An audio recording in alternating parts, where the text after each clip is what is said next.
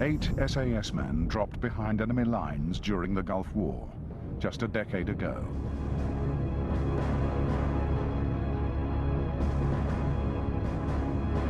Within days, 3 of the soldiers were dead, 4 were captured, and 1 walked across the desert to freedom, one of the great epic journeys of British military history.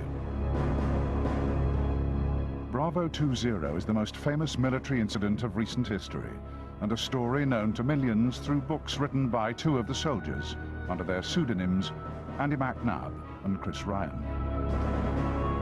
Here were some real-life heroes, contemporary British heroes, their very names conjuring up images of gritty courage in the face of overwhelming odds.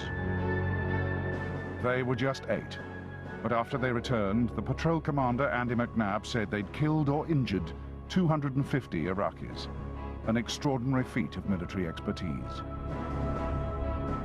But now it's just over 10 years later, and there's one final story still to tell, the one left behind in the Iraqi desert.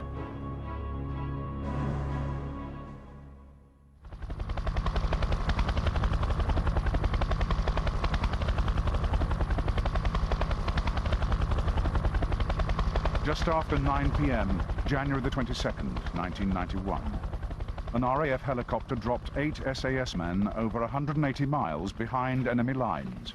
Their mission, to locate Iraqi missile launchers.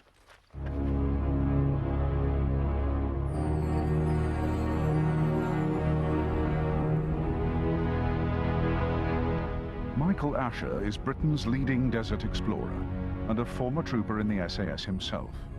He's returned to Iraq to rerun the fateful patrol undertaken by Bravo 20.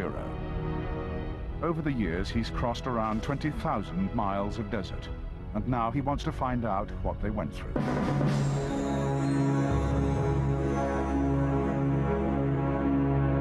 I'm in the desert of Iraq, in the very place where Bravo 20 was inserted by helicopter on the 22nd of January 1991.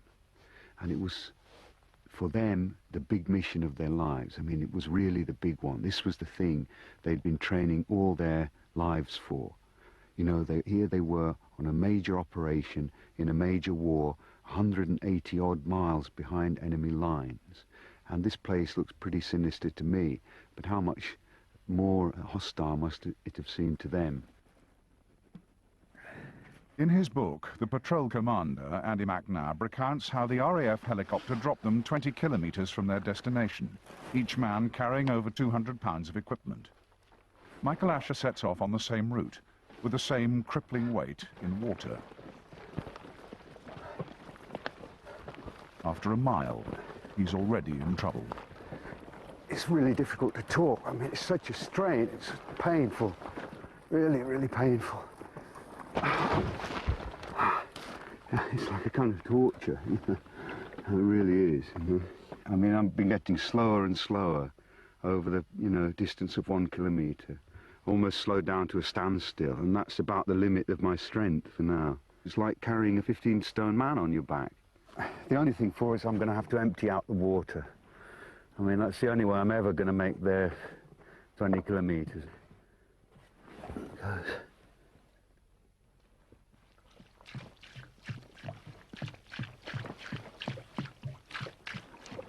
Before he left for Iraq, Michael went to the Brecon Beacons, where the SAS trained, to prepare for his trip. There's always been talk in SAS circles that the books contain exaggerations, that some of the incidents never happened at all. When Andy McNabb and Chris Ryan came back from Iraq, there was an official regimental debrief, and there are glaring discrepancies between what they wrote in their books and what they said to their SAS comrades in private. The other surviving members of the patrol can't speak because they're bound by an MOD confidentiality agreement, but the SAS Regimental Sergeant Major at the time, Peter Ratcliffe, has deep reservations about McNabb and Ryan's claims. Was there any discrepancy between what they wrote in the books and what they actually said at the debriefings?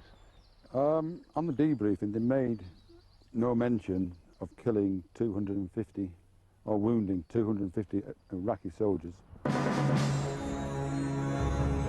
But there are other casualties too. Before he left for Iraq, Michael visits the family of Sergeant Vince Phillips, one of the soldiers who died. Both authors, but especially Chris Ryan, blame Vince Phillips for much that went wrong. Mr. Phillips.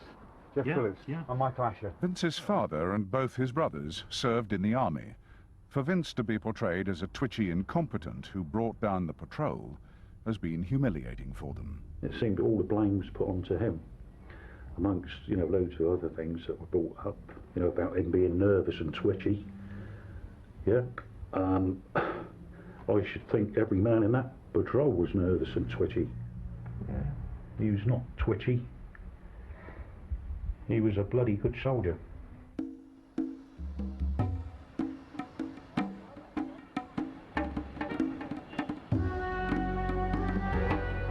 Michael Asher's investigation starts in Baghdad, where he plans his trip. Using the books and maps, he's identified the key places to visit as he recreates the Bravo 20 mission. 2 Iraqi government officials will travel with him, but he's free to go wherever he likes and speak to whoever he chooses.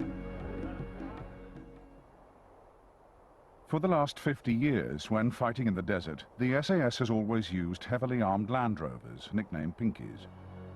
Against the advice of their commanding officer, Bravo 20 defied tradition and went on foot, despite the enormous weight they had to carry. It was a decision with terrible consequences. I think if I hadn't followed in the footsteps of Bravo 20, I'd never have understood exactly, the logic of their movements. I'm doing it because I think that only by, traveling under the same conditions can you possibly get a glimpse of what it was like for those people.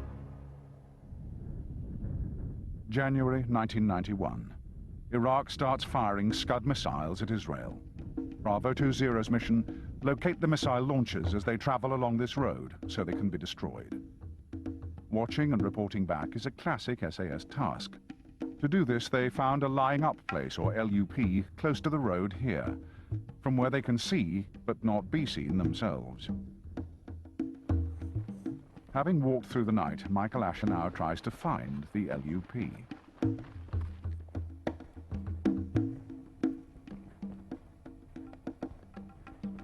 This seems to fit the ground exactly. I mean, both Ryan and McNabb describe seeing a building, some trees, a water tower within about 1,500 meters of the LUP, the lying up place. 0.03 of a kilometer, and this is really looking good now. I'm sure this is it. 0.2.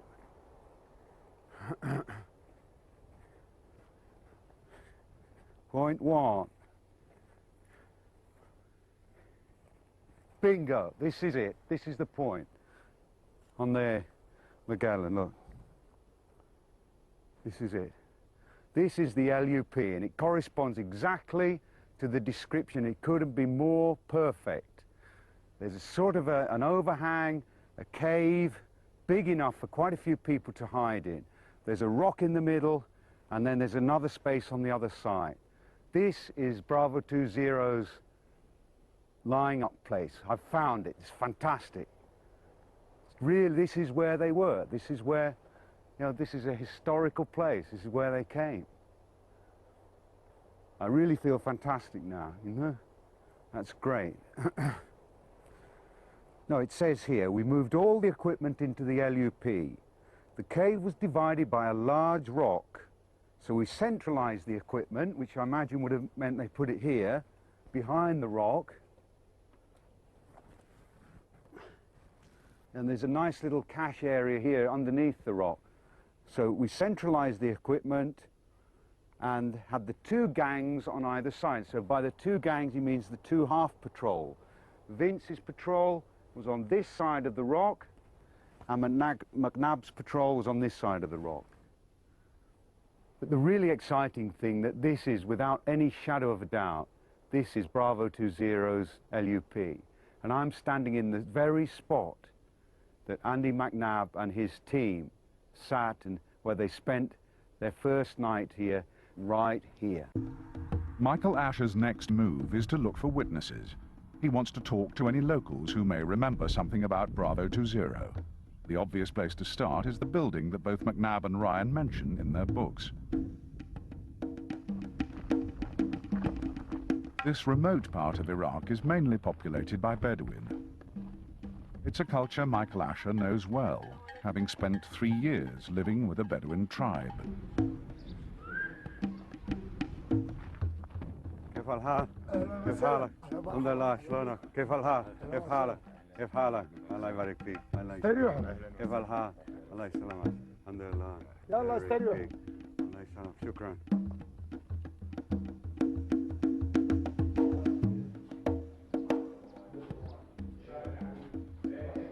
It soon becomes very clear to Michael Asher that this Bedouin family know a lot about Bravo 20. In Ryan's book, he says things first started to go wrong when a local shepherd boy spotted Vince Phillips in the LUP. Michael discovers that this family know this shepherd boy. They said that there was a boy called Adil, who was about 10 years old, about the same age as this boy. But he went down to the wadi, but he didn't see them, he said. Didn't see them at all, you know. Ryan, in his account, makes out that Vince moved and the boy saw him, and this is what compromised the patrol. And of course, everything that went wrong with the patrol started from that point. But according to Abbas here, the boy didn't see them at all. Abbas takes Michael Asher to meet Adel, the shepherd boy, immortalized by both McNabb and Ryan as the person who first spotted the SAS patrol and brought about their downfall. He's now a young man in his early 20s, and according to Abbas, he is the only boy in the area who looked after sheep at that time. عادل وانت يعني الولد اللي شاف هذا الناس البريطانيين في الوادي ولا ما شفتهم؟ ما شفتهم بس شفت الاثر مالهم اثر طياره مالتهم من نزلتهم ماشيين هنا اثرهم هاي الرمل ماشيين بعدين انا سارح بالغنم الحالي ماشي. وانت عمرك كم سنه في هذا الوقت؟ 10 سنين 11 سنه. بعدين انت جيت يعني بالغنم لهذا الوادي يعني. جيت هذا الوادي عدي من مكانه بس انا ما ادري احد هنا. ما يعرف اذا موجود. لكن انت لاحظت في المكان ولا كيف يعني؟ لا ماشي. انت وقفت هناك؟ سارح بالغنم ماشي متعدي على كيفي. ماشي. الدنيا المغرب تغيب الشمس. يعني لكن هم في الكتب بتاعهم يقولوا انت شفتهم يعني. بس الاثر مالهم اثر الطياره هاي بالمكان هذا. Well, I mean, I think one thing this has brought out is that Vince is totally vindicated, you know? I mean, you know, clearly nobody's reported seeing any strangers in the wadi. I think what was really responsible for the compromise was the fact they were dropped so near to this house, the house where these people live. The other interesting thing about the Bedouins' account is that they claim to have heard the helicopter land. They then take Michael Asher to the spot, just a short distance from their house. What they said was that the helicopter landed just down here. So that must be about, 300 meters away. And if what they say is true, then obviously McNabb's claim that the drop-off point was 20 kilometers to the south is rubbish. You know, they landed here in the helicopter and they carried their, all their gear, heavy though it was, only 2 kilometers to the LUP. The patrol's first firefight with the Iraqis began with the arrival of a bulldozer in the wadi where they were hiding. Michael has found it. It belongs to Abbas. This is incredible. This is really the bulldozer that McNabb and Ryan both describe in their books. Abbas says he went to put the bulldozer in the wadi to park it out of the wind, as he did not want the fuel to freeze. يعني انت جيت لحد هنا وشفت ما اعرف. He saw the first man behind that rock over there. He just saw his eyes, and then he ducked down again. And then when he was going back, he saw another one up there, and again just saw his eyes, you know. So he saw 2 people, and he said at this stage he didn't know who they were. Unsure of quite who he'd seen, Abbas says he did not contact the Iraqi authorities. Instead, he told his father and brother. They all returned to the wadi, this time armed with 2 Kalashnikovs and an antique bolt-action rifle. McNabb and Ryan both described their first contact with the enemy as a bloody and dramatic firefight. McNabb says they were attacked by armoured personnel carriers. They charged, their weapons blazing. They threw grenades and left the battlefield strewn with dozens of Iraqi soldiers, dead and wounded. Abbas and his brother Hayil have a very different version of events.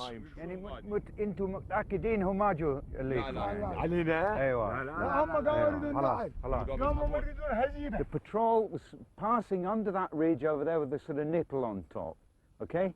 At that point, these two guys and their father fired 2 shots over their heads. Immediately, the patrol scattered, they went to ground, they started crawling into position, and they returned fire. And the bullets hit this ridge behind us here. Both the SS patrol and the Arabs were firing at each other. The SS fired a smoke grenade, and it created a big pall of smoke, and under the cover of the smoke, the SS patrol made off over that ridge right in front of us, okay? What McNabb wrote was from this point here, they actually charged, but not, it wasn't 3 men that they charged, but this horde of enemies with armoured personnel carriers that were coming towards them across this ground, you know?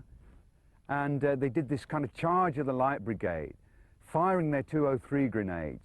You know, they destroyed one of the APCs, they threw a grenade into the back of another one, it exploded. And McNabb gives the impression there were hundreds of bodies writhing all over the place. It was absolute carnage, you know? But this is a very, very different tale we're getting here, you know? Something much, much more simple, much more prosaic.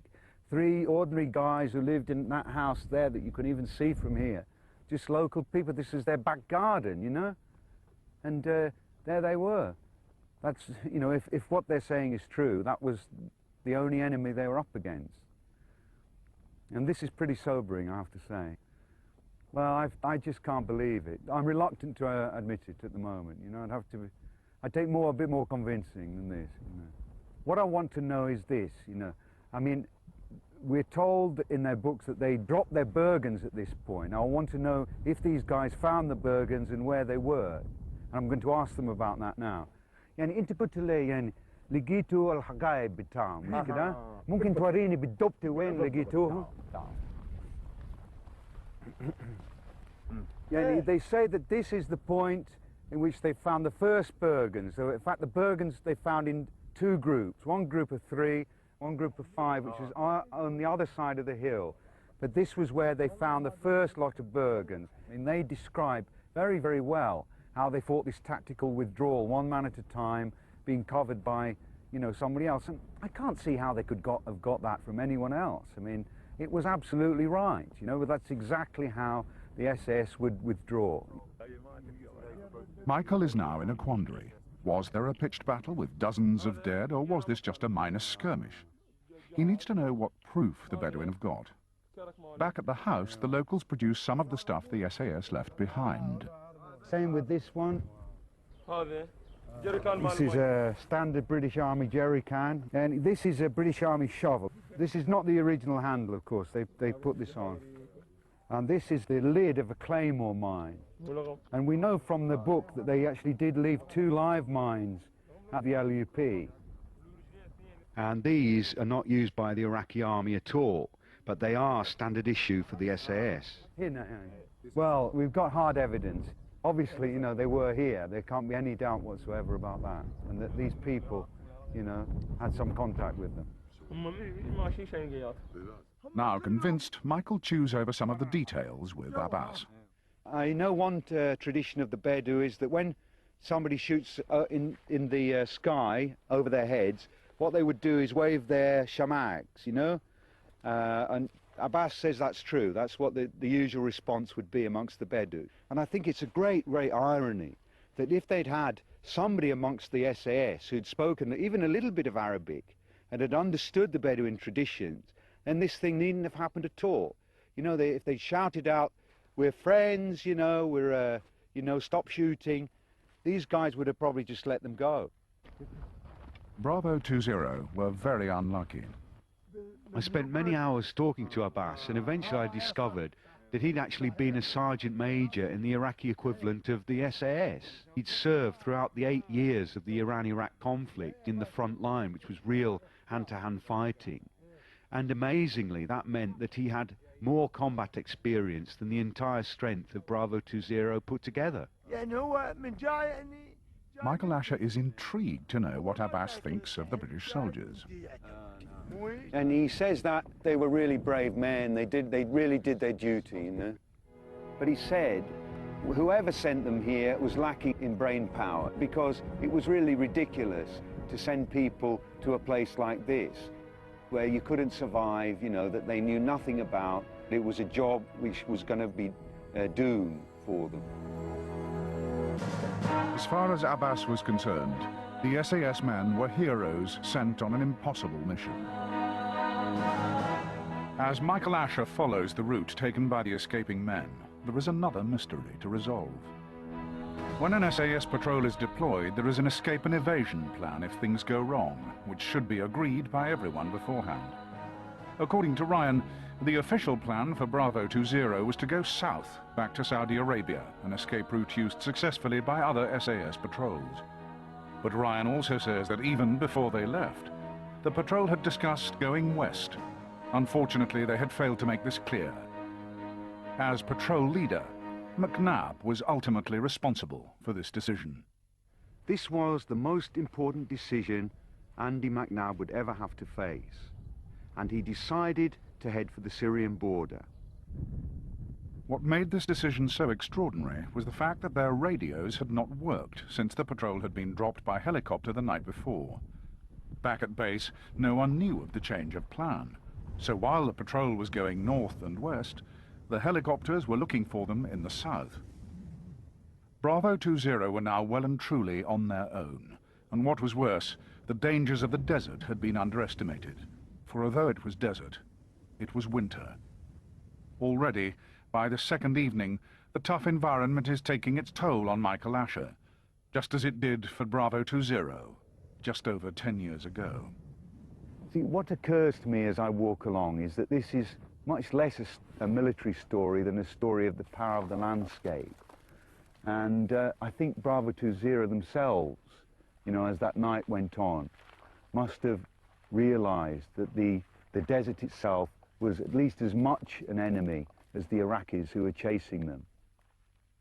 The SAS prides itself on its meticulous planning, but Bravo 20 set off into one of the coldest places on Earth without any proper cold weather clothing at all. And not surprisingly, they soon began to freeze, and as they did so, they got confused. In the darkness, the patrol split up, and the two parts never found each other again.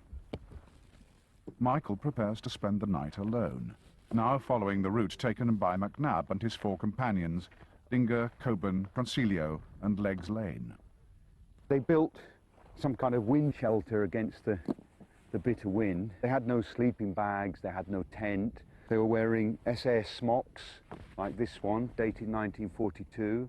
So they had nothing special to sort of keep the wind off. And there was a massive wind chill factor here. You know, it was probably -10, -20 degrees centigrade. And of course there were 5 of them. They cuddled together deliberately to share their body warmth.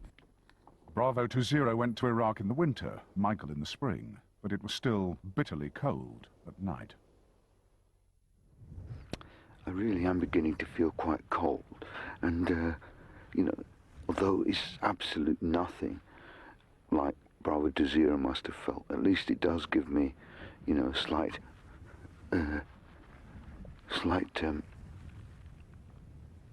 indication of what it must have been like for them. I mean, they just stood no chance from the beginning, no chance whatsoever.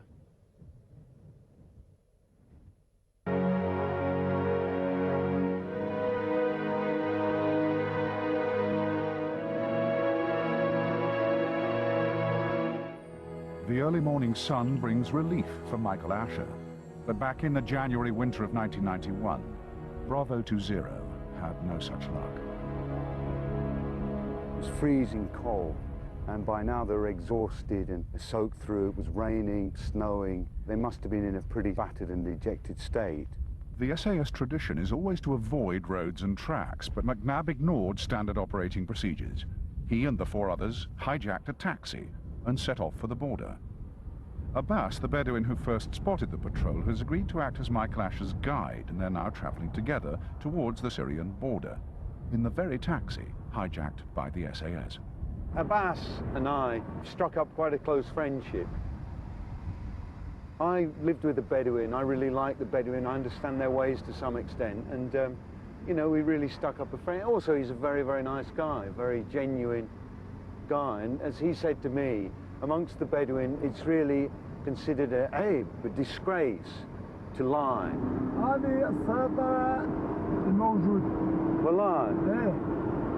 So this is the place where McNabb and his patrol claimed to have killed 3 people. This was the end of the taxi ride for them. And, well, it was the last part of their journey, which ended in the capture of 3 of them and the death of 2. Michael Asher and Abbas are on their way to meet another witness, a policeman who's told Abbas that he was at the vehicle checkpoint that very night. In McNabb's book, he tells how the patrol shot dead 3 Iraqis at this checkpoint. Well,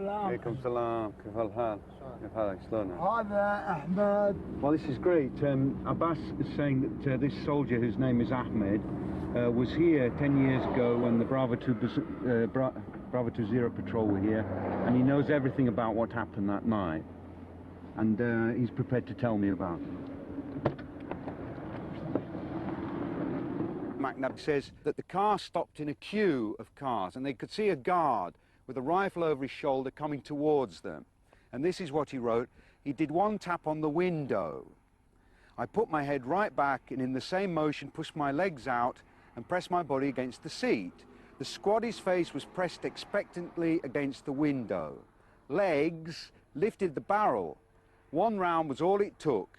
There was an explosion of shattered glass and the car doors flew open. We were out and running before the body had even hit the ground. That's the way McNabb described it. And he describes how once they were out of the car, they shot 2 other squatties, boom, boom, all right?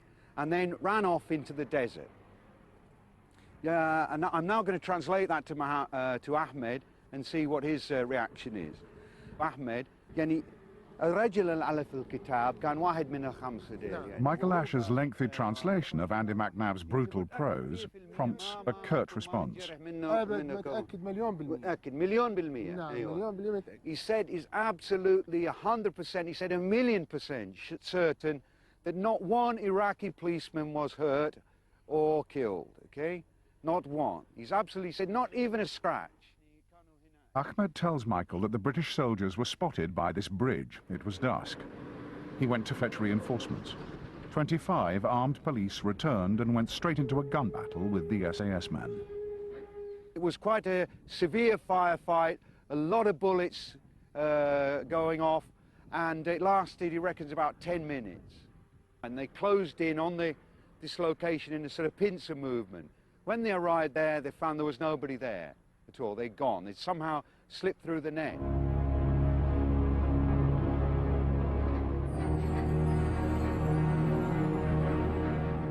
There is one thing Ahmed and Andy McNabb would agree on. This was the end of the line for the SAS men. In the darkness, there were more gunshots. Now, just a few miles from the Syrian border and safety, Bravo 20 were running for their lives. And on their heels were the police and some locals who joined them. The first to die was Bob Consilio, here in this field. But this is Mr. Subhi, and he was actually present here the day Bob Consilio was killed. And he was actually one of 7 people who were over there in this building and in the trees. And he was actually present at the time he was killed. What happened was they shouted out to him. He answered in kind of a weak voice, like somebody who was really suffering from the cold or was in pain, something like this. You know, they weren't sure of what he was going to do, so they opened fire on him. And they reckon he was injured in the mouth here as he came down this track here. And when he got to about here, he was hit by a bullet which somehow exploded or set light to a phosphorus grenade that was in his chest pocket, probably.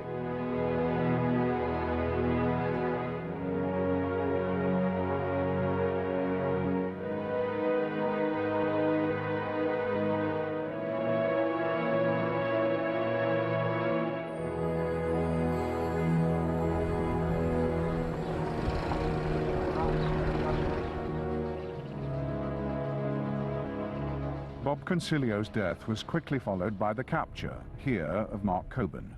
He was already wounded. Ahmed's telling me he was actually in this ditch with his police unit when Mark Coburn came across this tomato field. And he was actually crawling. كان زحف يعني. زحف على بطنه. على بطنه. إيه زحف. وكان شايل بندقية ولا؟ كان مش شايل. أيوة. شايل حربة. بالله. أيوة. He was crawling on his belly across the tomato field, and he wasn't carrying a rifle, he was carrying a bayonet in his hand. There were 6 or 7 of them, and they opened fire on him. They shot him, and he went down. He screamed out something in English, but they didn't know what it was. And they went towards him out of the ditch. They found he was really shivering from the cold. You know, he was really cold, and the blood was pouring out of his leg. But he was still conscious. And Ahmed himself picked Coburn up and carried him into بوحدك يعني. لا كان وياه اثنين. Into اثنين. تقريبا 4. He and another guy carried the body, you know, still alive of course, across the field, put him in the back of a Land Cruiser. Ahmed brought him a blanket, covered him over because he was really obviously very affected from the cold, and he said thank you in English to Ahmed.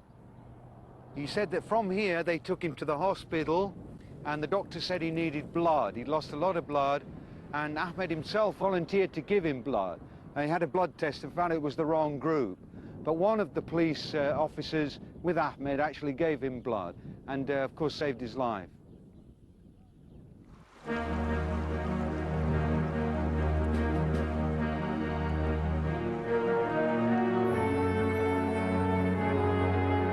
Meanwhile, 2 other members of the patrol, Dinger and Legs Lane, had made it to the banks of the Euphrates River.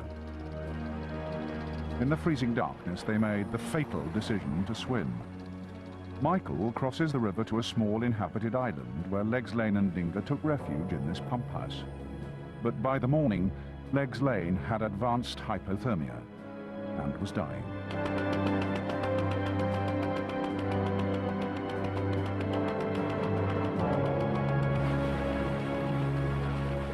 There's an old man here who found them, one of the guys who found them.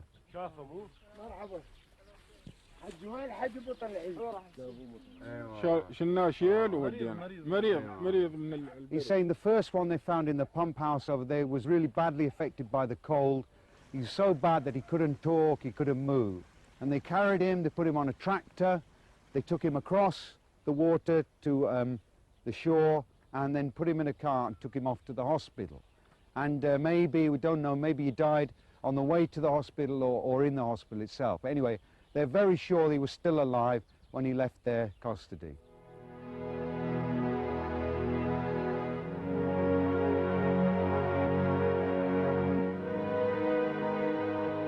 Michael Asher goes on to ask about the capture of Dinger. In his book, McNabb describes a brutal beating and claims that one man tried to cut off Dinger's ear.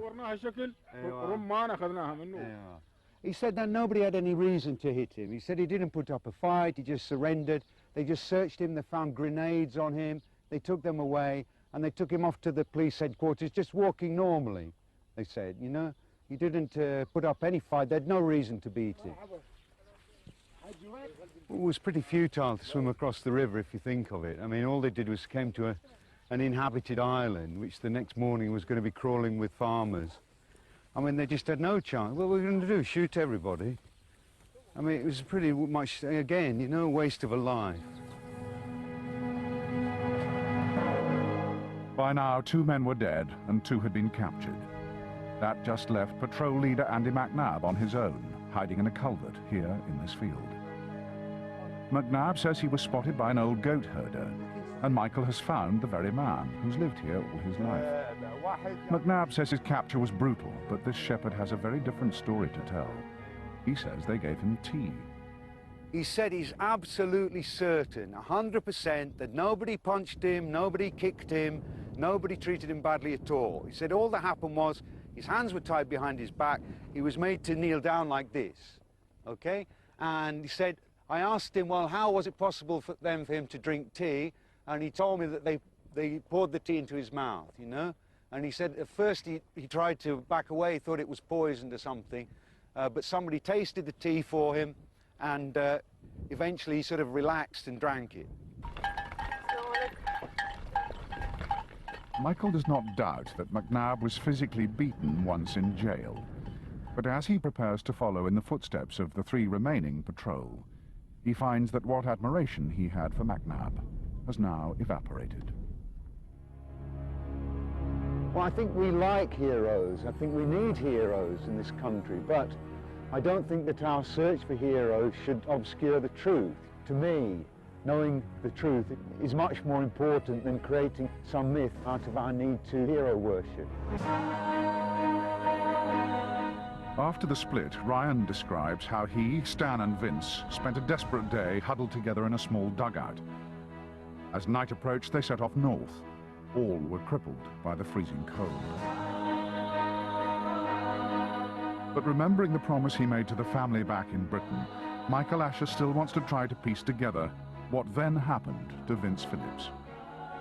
Accompanied by Abbas, Michael Asher has tracked down this man, Mohammed, who takes him to the spot where the 3 SAS men spent their first day after the split. It used to be a hole in the ground, but now has been covered up.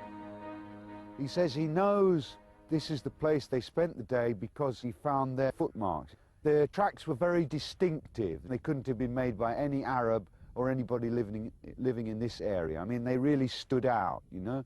They were quite distinct. Mohammed also tells Michael that he was the man who found Vince Phillips' body. Michael checks out his story by showing him some pictures to see if he can pick him out. Yeah, there's 3 of the patrol here, so I'll see if which one he picks out. يعني ممكن توريني يا محمد أي واحد من هذا الرجال اللي أنت لقيت هنا. هو هذا. هذا. هو هذا. أيوة. هو هذا اللي لقيته أنا. أيوة. Well, he pointed out the picture of Phillips, and he said he's absolutely 100% certain that this is the man he found here. Oh, he came over to him and he found the body was just lying on the ground, not curled up in a fetal position. هو وجهه فوق ولا وجهه تحت؟ فوق.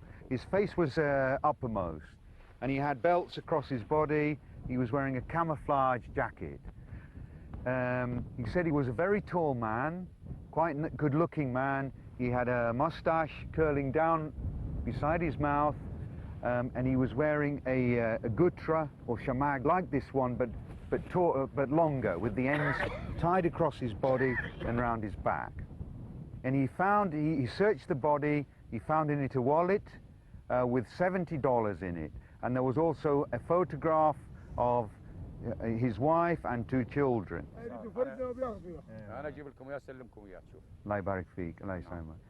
He says that he does have a pair of binoculars that he found in the pocket, very small binoculars, okay? And he took those home with him. He has them at home, and he'll be able to show me them.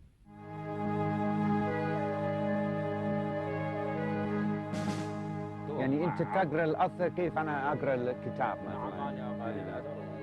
وجود الناظري هذا مال فيليبس. أيوه. إيه هذا الناظور مال فيليبس. أيوه. These are the actual binoculars he found in Vince Phillips's pocket, his own binoculars. نعم. أيوه. So this gives me a sort of direct feeling of connection, you know, with Vince Phillips. نعم. By the time Vince collapsed, all 3 SAS men were in very poor condition, suffering from exposure and hypothermia. Ryan himself says his memory of what happened is hazy and his mind was clouded. But they lost Vince late that evening. They looked for him, couldn't find him, so they left him behind. It was a terrible decision, but there was no alternative. Mohammed is able to confirm only some of Ryan's account.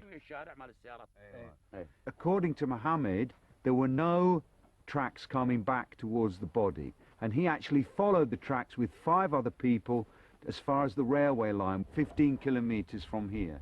And he followed the tracks at least 15 kilometers to the railway line, and he's absolutely certain there were no tracks coming back.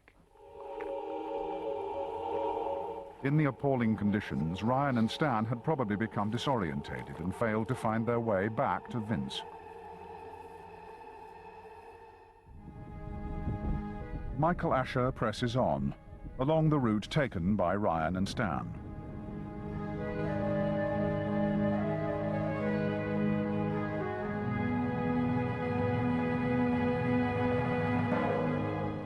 Ryan writes that he and Stan became separated when Stan went off with an apparently friendly shepherd to find food and transport.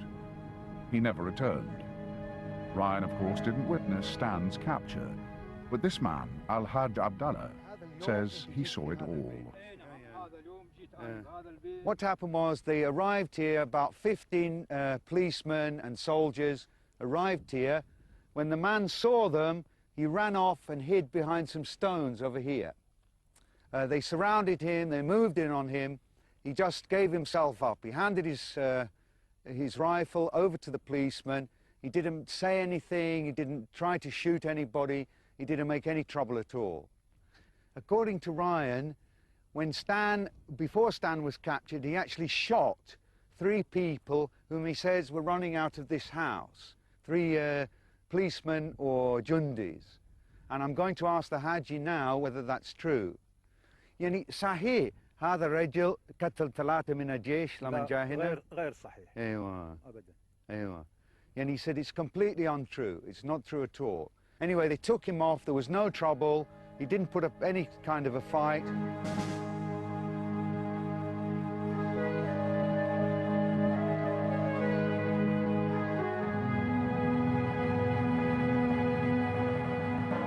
McNab claims that in the course of the events of Bravo 20, the patrol killed 250 people. Well, I've covered almost all of that ground. I mean, I haven't quite finished Ryan's journey, but I've covered a lot of that ground, and I haven't discovered a single person that they killed. And as far as I'm concerned, up to now, you know, far from being 250, the body count of Bravo 20 was 0. The real problem with exaggerating or gilding the lily or whatever you want to call it is that when you're writing about war, it has consequences, dangerous consequences.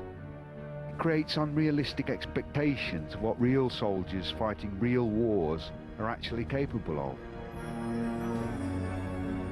Chris Ryan walked for 200 kilometers over 7 nights until he crossed the border with Syria. And Michael Asher is still doggedly in his footsteps. One thing left is Ryan's journey, which I think was a magnificent feat. Although, in view of the fact that he's exaggerated so much in his book, my desire to do the journey, to follow in his footsteps, has really diminished.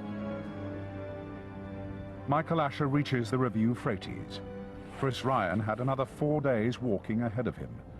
But Michael Asher decides he's had enough of following in the footsteps of Bravo 20.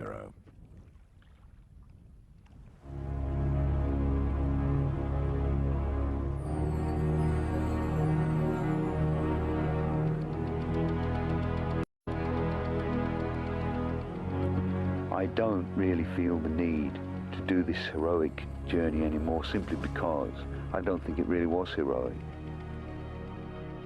I think it's really despicable that McNab and Ryan are hiding behind pseudonyms, saying that their real names are a security threat, when they've gone against the regimental tradition and named the 3 dead men.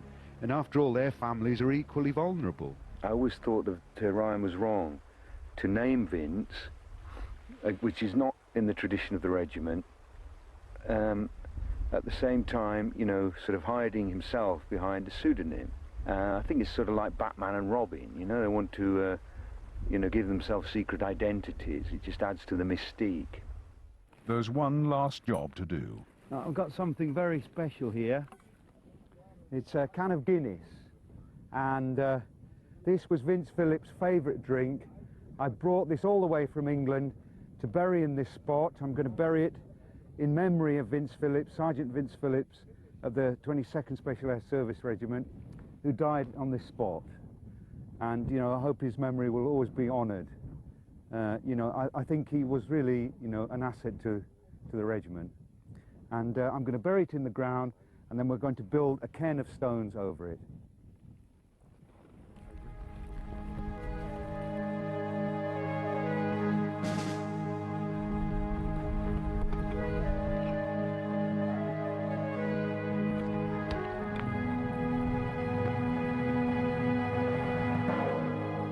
اوكي ممكن نسوي الحجار.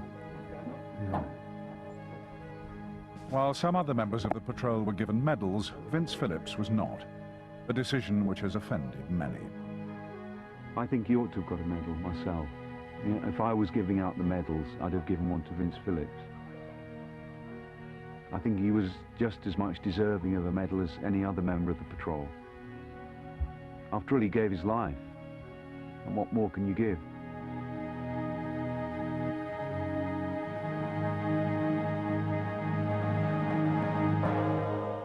We want to forget that the Iraqi people are human beings, people like us, people who love their children, you know, people who are just ordinary like we are, you know, and turn them into these sort of, you know, robots who can be knocked down, you know, as if it's a game.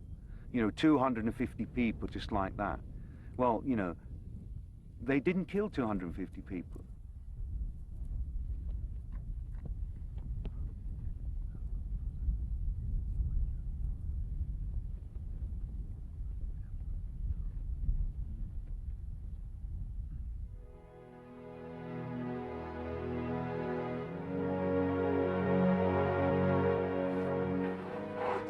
Back in England, Michael fulfills his promise to the Phillips family.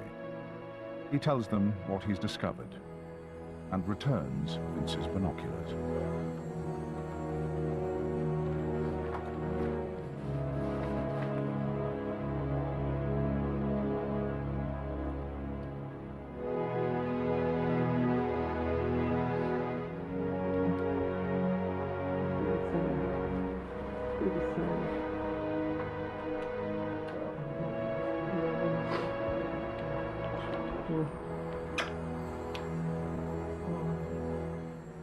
It's more sugar. Yeah.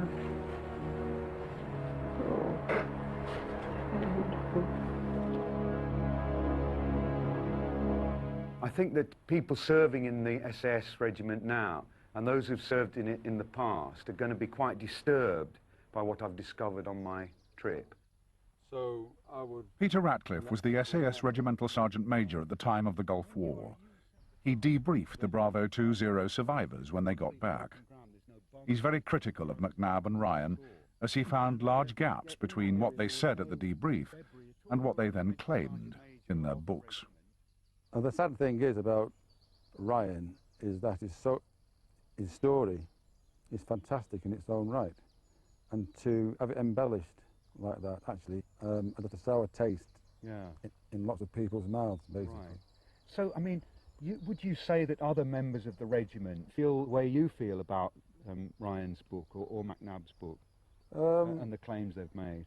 I think most guys feel that these claims are just absolutely ridiculous.